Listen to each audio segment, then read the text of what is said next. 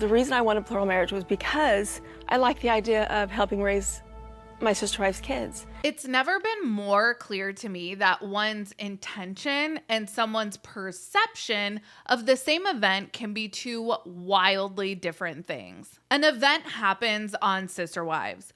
We, the viewers, form opinions about said event. We get the Sister Wives giving their takes on the event on the show, and now we have had some of the kids give their takes off the show on their social media platforms.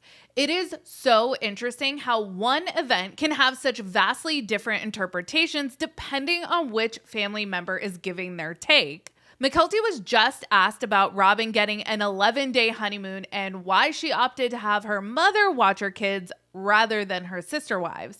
Mykelti's answer was very interesting. We have a lot to talk about. Let's get into today's video.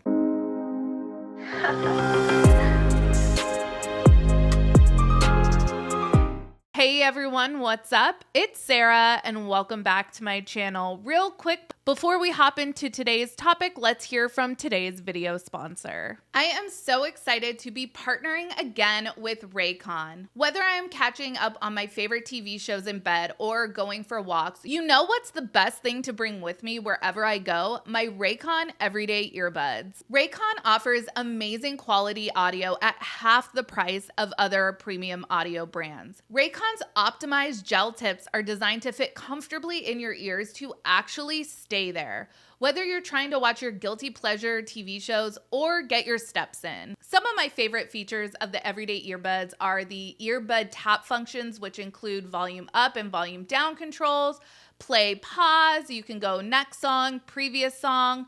They also have voice assistant activation. You can answer and end calls, reject calls, and create sound profiles all from the earbuds. The earbuds also feature noise isolation and my absolute favorite, awareness mode. I really love awareness mode because you can listen to your music or podcast or your shows while also hearing what is going on around you. This is the best feature for us moms that are out here trying to do it all. Click the link in the description box or go to buyraycon.com/realitysquad to get 20% off your Raycon purchase plus free shipping. That's buyraycon.com/realitysquad. Thank you, Raycon, for sponsoring this video. Mykelti and Tony were doing their watch along. I believe it was the season 1 tell-all that they were reacting to, but to be totally honest, I watched the walk-alongs for the Q&A. The episode that they're on is whatever. But during this watch-along, Mykelti addressed this comment from a viewer. The comment states, "Seems like everything started on the wrong foot because an 11-day honeymoon is too long for plural marriage, and Robyn didn't leave the kids with her sister wives, and it hurt their feelings." Mykelti gave an explanation from her perspective, so let's go through some of the things that she said. Point 1 that she made, Robyn wasn't sure if her sister wives would be super comfortable with her dropping her kids off with them for 11 days. And honestly, to me, this is a fair argument.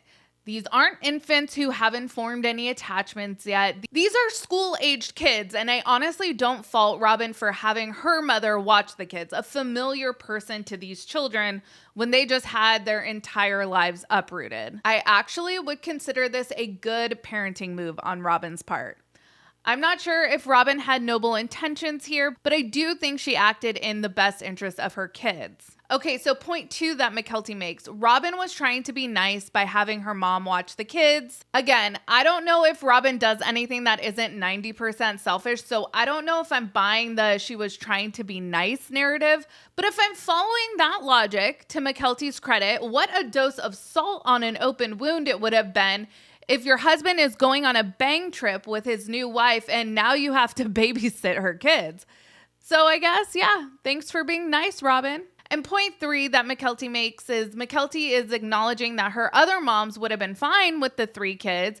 So it was all just a bit of a miscommunication. And as we know, poor communication is very on brand for this family. So this tracks. This was Mykelti's thoughts on this person's comment. But when Tony chimes in, This is where things get interesting because, again, perspective and interpretation is everything and it varies person to person. I'm starting to see that my perspective diverges sometimes from what Mykelti and Tony perceive as family members who are very much trying to stay in Kody and Robyn's good graces. Tony clarifies Mykelti's rationale that this all being a miscommunication isn't really an issue because Tony says he never really saw the moms relying on each other for childcare once he entered the picture. He makes it seem like watching each other's kids would have been out of the norm, but in reality, once they get to Vegas, most of the kids were either moving out, or older teenagers at this point.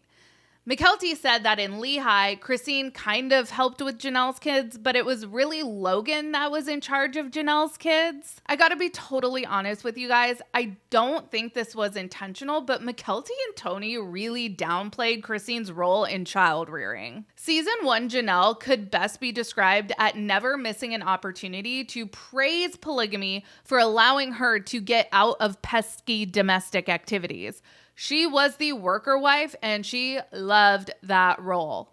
Logan and Aspen were definitely parentified, but that's because raising 13 kids essentially fell all to Christine as the only adult in charge. And I have to believe that Tony and Mykelti would have commented on this topic differently if they had already watched this exchange between Christine and Robyn from season 8. It was really difficult for me when you got a babysitter because my first thought was, why aren't we good enough?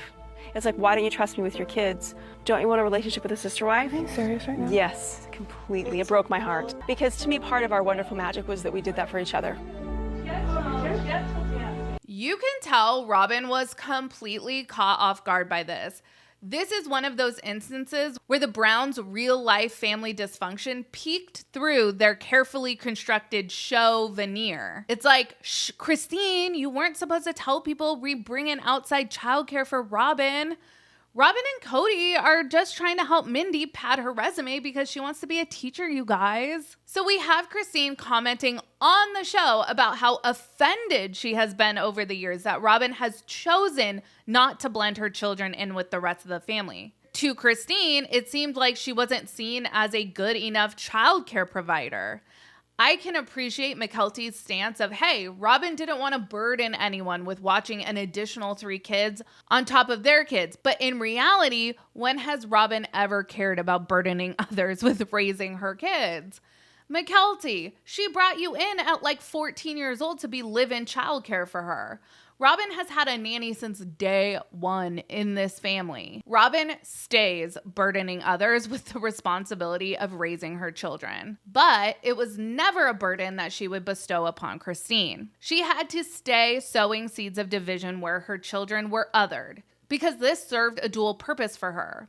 Her kids got more individualized care, 1 nanny to 3, then 4, then 5 kids, versus Christine having to raise 12 kids on her own. And Robyn can stay isolating her children so that they are totally under her control. Robyn has admitted on the show that Ari has trouble recognizing her siblings. That is a horrific thing to admit on a show about a family. I wish we could just get to the point where we can call a spade a spade. Don't piss on my leg and tell me it's raining. Don't give me XYZ excuse why such and such family member missed some major milestone in another family member's life when the reality is the reason why is because there are insurmountable cracks of dysfunction that people are unable or unwilling to set aside for major life events. As always, you guys, make sure you like this video and subscribe to my channel. Check out my second channel, Sarah Spills. A link for that will be in the description of this video. Follow me on Instagram, Threads, and X at Reality Squad, and I will catch you guys in the next video. Take care. Have a good one. Much love.